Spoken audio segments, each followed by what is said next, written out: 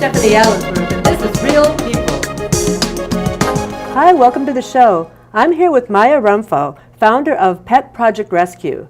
Tonight we're going to be talking about her organization and how they take care of animals across the globe. So tell us a little bit about your organization that you created, Pet Project Rescue. Yes.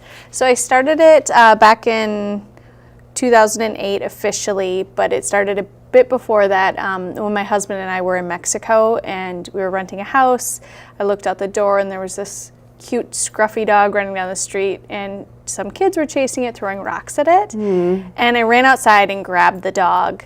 And I all of a sudden had this dog and I was on vacation and I had no idea what I was going to do. So I looked up an organization on this tiny island that we were in Isla Mujeres, Mexico. And I found a woman who works with the street dogs. And I went down to her house and, knocked on the door, and it was basically like, I found this dog. Can you help me? What can I do? And I started talking to her about the situation, and I had been in rescue back in Minnesota for a couple of years at that point. And we started talking, we hit it off, and she just impressed me with what she was doing, and I knew from there on that I would have to do something to help these animals, that I couldn't just have this experience and leave, that I'd have to do something. And just so happens at the same time, my in-laws wanted a small dog, and she had this small puppy. Oh. And we took a picture of her, sent it to our in-laws, and said, hey, we're here. Maybe is this the right dog for you? And they were like, yes. So we took the dog home at the end of our trip. It was our first Mexican rescue. She still lives with my in-laws. She's doing great, 10 years later. And it just launched this thing that was bigger than I think any of us ever thought it would be. I came back, I talked to the rescue that I was with and said, hey, I want to do this thing in Mexico. And they were like, you're absolutely crazy. No way, but you should still do it. And they were so supportive, and they were like, you run with it, you do it on your own. We're not helping you, right? Okay. Yeah, what are you thinking?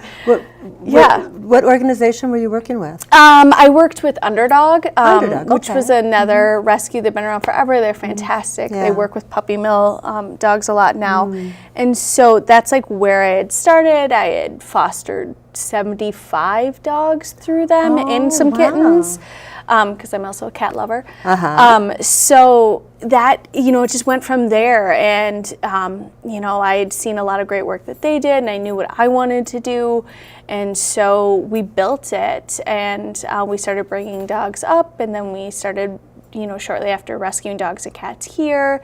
And it just grew in a way that I never expected. And so that it all started with that little scruffy dog being chased down the street. Well, that is so organic, actually. Yeah, I mean, that was just starting right from the heart. Yes.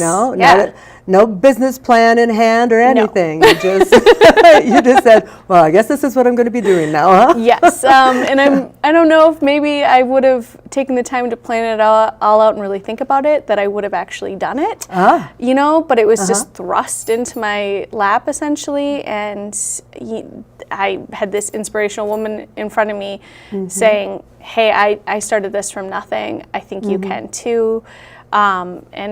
And so I jumped and I did it, and here we are 10 years later. Do you still work with the same woman in Mexico? We do. Awesome. I just saw her last month when I was down in Mexico running spay and neuter clinics. It's been really fantastic. We've both transitioned into the spay and neuter world. Of course, we were always spaying and neutering every animal that we ever adopted out.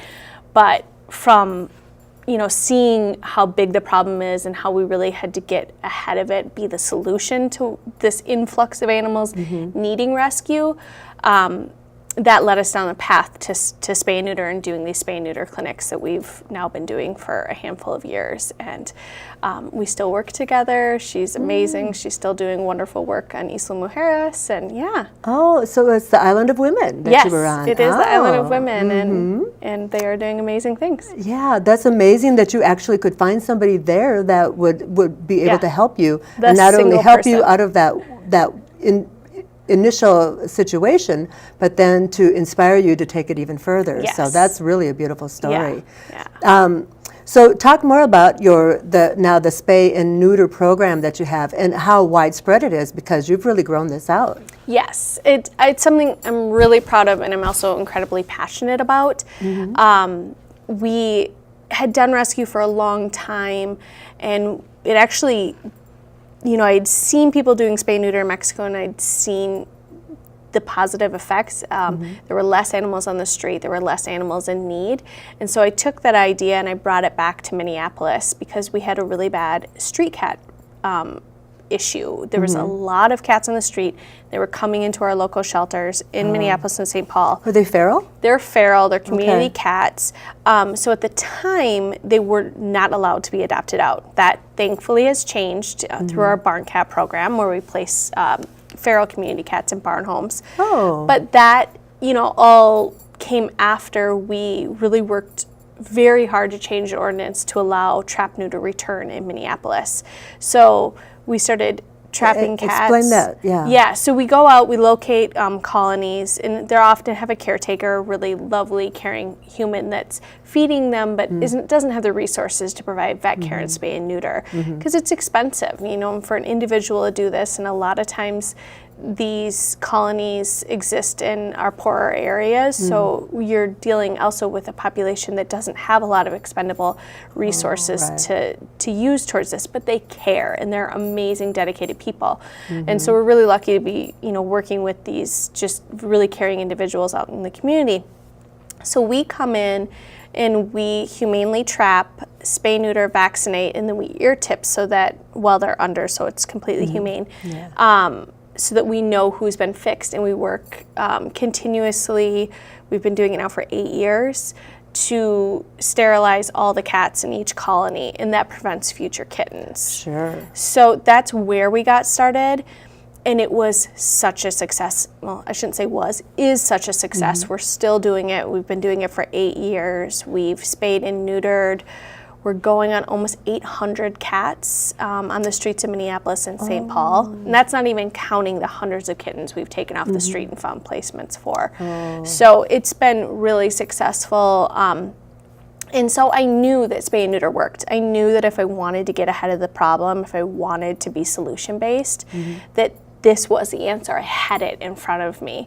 And that, along with education, was how we were going to stop this epidemic of animals coming into shelters, animals being surrendered to rescues, animals being tossed out on the street. And so, I just ran with it. And in 2016, we decided that we would shift our focus from rescue to spay and neuter, and really put all of our efforts into this preventative program to reduce the number of animals even needing rescue. Okay, so what about the dogs? Because there's not feral dogs that I know of anyway. In Minneapolis and St. Paul, not so much, but in the rest of the world, feral dogs are a major issue, and they become a safety issue, where feral cats really aren't. They don't interact with humans as much. They're not as engaging in with their interactions with humans, but feral dogs can be a problem if they come into packs together. Packs. So preventing those packs from growing through spay and neuter not only helps these animals live a better quality of life, but it also makes the community safer for the people living in it. So we're doing a service for everyone, not just the animals.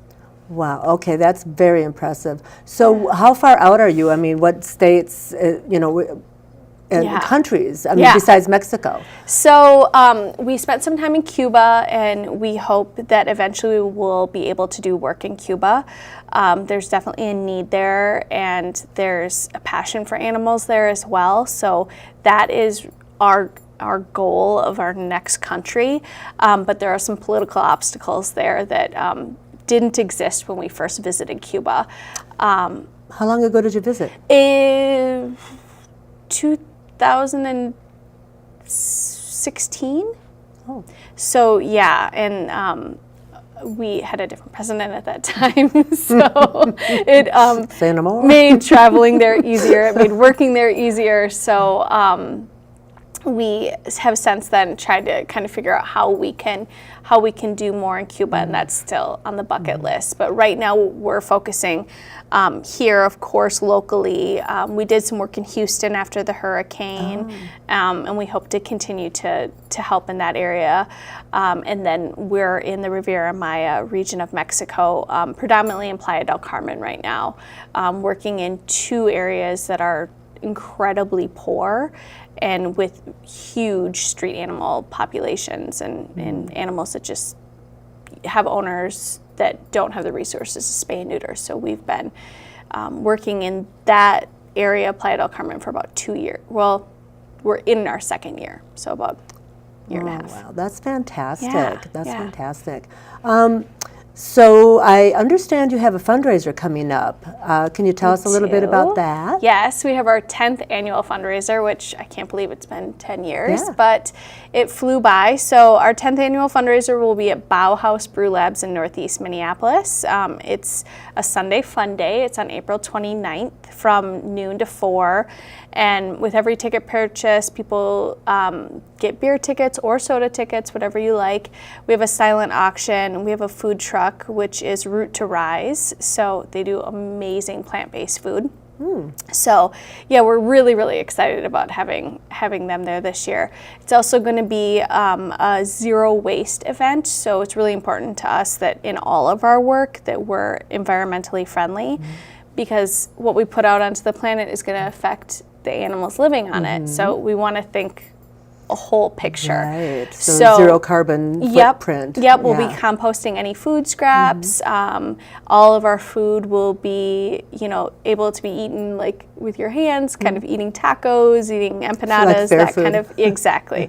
They'll all be delicious and fun, so we're not going to be using any plastics.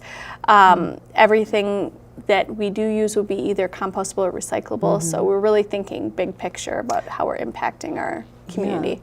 Yeah, I think it's brilliant that they're now making like solo cups, but out of bamboo. Yeah. So that they're completely biodegradable. Yeah. That's brilliant. Whoever came up with that was wonderful. Yeah. And things like straws, people don't even understand like what plastic straws can do to animals and how they can get into things. Our oceans. The oceans. I our saw turtles, one about the turtle. The turtle that had it in its nose. Yes. Oh, that was horrible. I'm like, Yeah. I hate straws. Yeah. I can officially say I hate straws. So Okay, it's on the record. There will be no straws at our events. I don't know why anyone would want a straw in their beer, but just in case. So yeah, it's all. We want to think big picture. We're working from Minnesota to Mexico. We see the environmental impact, especially in Mexico, where we might be a little more blind to it here because we have systems in place. But it all affects the animals, whether it's the animals we're serving in spay and neuter or the animals in the ocean. So we're just, we want to help everybody. It really actually affects everything on the planet, not just the animals, Yes. the human animals as well. Exactly. But we don't tend to consider ourselves to be part of the planet. Like the regular animals, I guess. I don't know. I don't know if I'm saying that correctly or not. Absolutely. But it's we're all sharing this space. Don't think about it. And we're very eco-friendly. So that's awesome. we try very hard not to leave much behind. Which is so important. Yeah. And that's why we're doing what we're doing in the communities that we're doing it in, is because sometimes people will say, well, why don't you do things to help people? And I have to say, we do, because we want to make the community safer, whether that's disease, so we're vaccinating, whether that's, safety issues with large packs of animals, where that's not going to be safe for children. And then we don't want people to react poorly to these animals because they've essentially been set up to fail. So that's why we come in and we educate and we find local animal advocates, because there's nothing better than having someone in your own community say, this is why you should do this. This is why you should support this. I did it. My dog was spayed or neutered, and now he behaves so much better, and it really was a benefit. And so having those links in the communities we're working with is really how we're going to get ahead and how we're going to make massive progress. Oh, I think that's awesome. Yeah. So where are we going next? What's next for you? How What's are we next? growing and Yes. expanding? So in January, I was in Mexico in Playa del Carmen, and one of the founders of the nonprofit vet clinic that we work with down there that does all of our clinic work with us said to me, I need to show you this area. It is the worst I've ever seen in Mexico, which when you say that, that's something, because Latin America has a reputation I mean, the for first dog you animals. had, they're throwing rocks at it Exactly. and chasing it down the street. For fun. You know. Yeah. Like, they weren't mad. Not much else to That do, was I just guess. fun. Yeah, exactly. Exactly. Like, go to the beach, you know, go do something productive. And I was a little hesitant because we had this clinic running in a jungle neighborhood, and I'm someone who I want to do something fully. I don't want to like start and then not be able to provide everything that we can. And so I was like, oh, can we take on 2 clinics in the same town? And they were like, just come with, like, just let us show you. So they drove me around the neighborhood, and after 15 minutes, I was like, we are in. We need to find this money. We need to find a lot of this money, and we need to help this community, because there are people there that want to provide more, and it's literally the poorest area in Playa del Carmen. And a lot of people visit this area. It's huge in tourism, and they see this beautiful beach and all these beautiful hotels and stores, and they think that this city is just prospering, you know? And that's true in a way, but it's an area of Playa that's prospering, and there's a lot of areas where locals live that it's just not the same. And this particular neighborhood is the poorest area of Playa del Carmen, and I'm talking no electricity, no running water. They're essentially squatting because they're just trying to get by. And there's a lot of animals. People bring them in to protect their homes, things like that. Or a lot of people just find them, because we're asked a lot, like, well, why would they even have these animals if they can't provide for them? Well, if you love animals and you're walking down the street and you see a puppy sitting in the road, you're going to pick it up and bring it home. And then if you don't have the resources to spay and neuter it, and there's this mentality that what's best is to let them run around, you're going to have 9 puppies real quick, within like 6 months. Yeah. So I think it's a lot of people with good intentions, or a lot of people that do care, or just, this shared mentality that everyone should have pets. And it just kind of explodes before anyone, knows. And without the resources like our organization, you're just going to go down this path that's very detrimental. So how do you advertise when you get down there and you set up your clinic and you want the people to bring the animals to you, and you're all set to go? How do you get them to bring them to you? Or do you have to go trap them and find them yourself? So the beauty of this is that we partner with Coco's Animal Welfare in Playa del Carmen. They're a nonprofit vet clinic that just focuses on spay and neuter. So they run 6 days a week. So we run these clinics in Playa all year round. I don't even have to be there.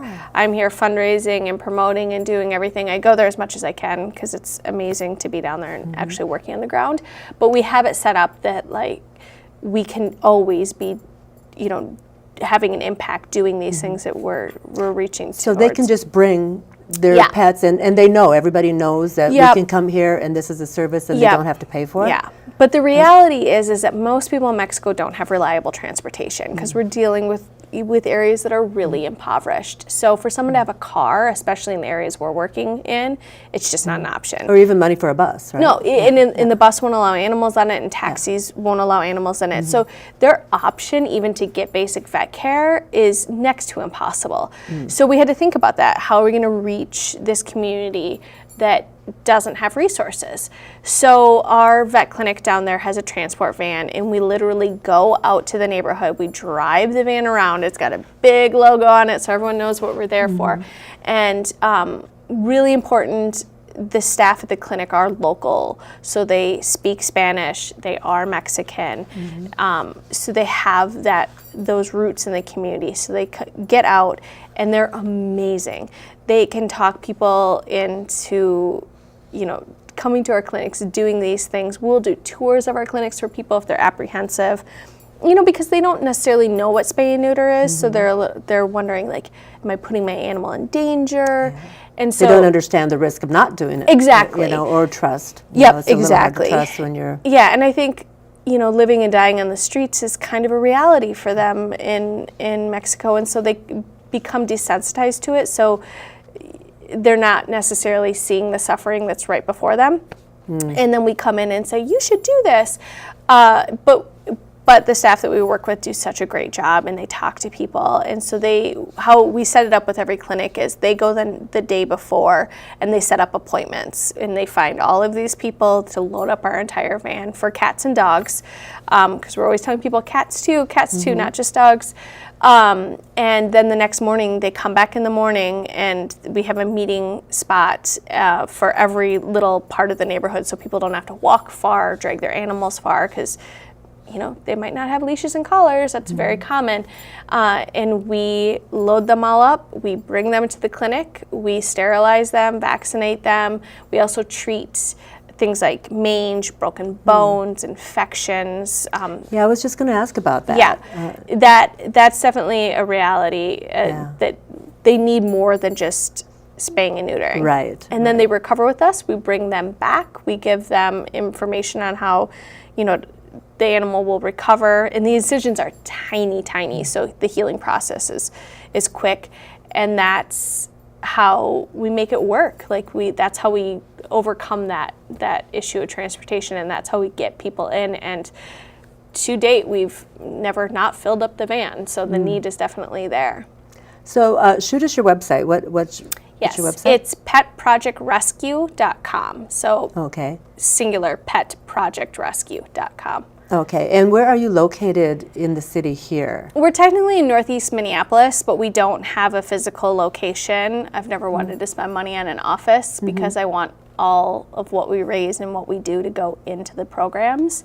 And because we're working in Mexico with a clinic, and we're working here, and we're trying to work in Cuba, and when things like the hurricane in Houston happened, we got on the road and went down there. We like to move around. We like that flexibility. So we don't have an actual office, but You're we do a lot the of Red work. Cross for Animals. Yes. So, I know they've got the ASPC and a Yes. couple other organizations that go down and during those times of crisis. Yes. So and you get right in the trenches with them, right? Oh yeah, and like our vets from our vet clinic at Playa del Carmen went to Mexico City after the earthquake, and we're literally pulling animals out of falling buildings. I mean, if there's a need, we will go. Yeah. So people tend to forget a little bit about the animals during these crisis events. Yeah. And something that I never even thought about was the little ones, the little animals, like your hamsters and the smaller pets, the birds and things like that people have had to leave behind. Yes. And I don't even know. Yeah, pocket pets. That's a good thing to call them. Even turtles. So. I don't know what people do with those, or if there's even an organization that does that. Yeah. But is there any thought about expanding? But I know it's a spay and neuter campaign right now, but it's mostly what we focus on is spay and neuter. And the reason why we choose to go down that path is because we want to be solution based. We want to be the solution to this problem of animal overpopulation and homelessness. And we can have a much bigger impact spaying and neutering than we can just rescuing. We need to do it all together, and that's how it's going to work. Because if we can rescue 5 dogs, but if we can spay and neuter 20, we're preventing 300 from ever being born to the streets. It's things like that exponential growth, and that's why we really want to be solution-based. We want to be focusing on spay and neuter, but there are a lot of amazing organizations out there helping, tiny critters to huge critters. We work with a great organization called Tierra de Animales in Cancun that my friend Ricardo runs, and he literally will rescue wildlife to horses, to cows, to pigs, to you name it, chickens, cats, dogs, everything. And so there are definitely amazing people out there doing that work for everybody. Yeah, because who thinks about that? Not generally, the general public. They don't think about the farm animals or even the zoo animals. Or when I'll just say my mom has a rescue dog from Joplin, Missouri after the big tornado came through. And my niece Courtney helped us pick her up because my mom wanted a dog after my dad died. Yeah. And her name is Liz, and she was a puppy mill mom. Oh. And the sweetest dog on the Yes. planet. And they spayed her before they brought her up. Perfect. And she is like just locked on my mom's side now. Oh, So my she mom's finally has her 92. human. Yeah, yeah. Yeah, they have each other. They saved each other. Oh, that's perfect. Joplin is Yeah. phenomenal. We worked with them for years and years and years, bringing dogs up, and when we were more focused in rescue. And they have an amazing, I think it's a city-run kind of rescue impound, but I believe it's no kill, and they get massive numbers in the south, and it's huge, and it's really effective. And that's what we saw in Houston, is that, you know, Houston was rocked. It was just, you know, it was covered in mud and water, and people had lost everything.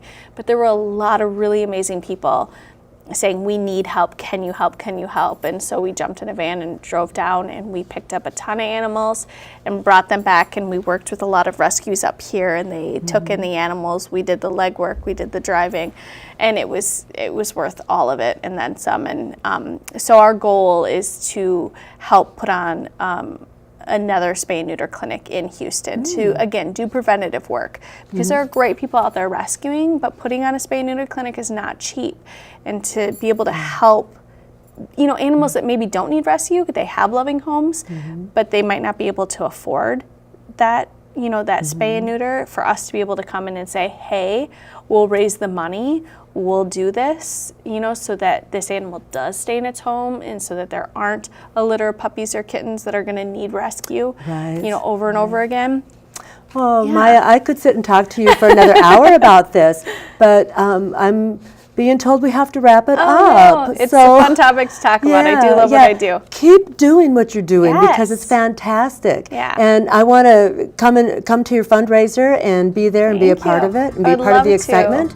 And just maybe we can have you on again and we can talk some more. That'd be so fun. Yeah, the April event is huge for us, and it does help us fund all of the stuff that I've been talking about. Thank you. And this has been Real People. I'm Stephanie Allensworth, and tune in next week and we'll talk to some more fun people.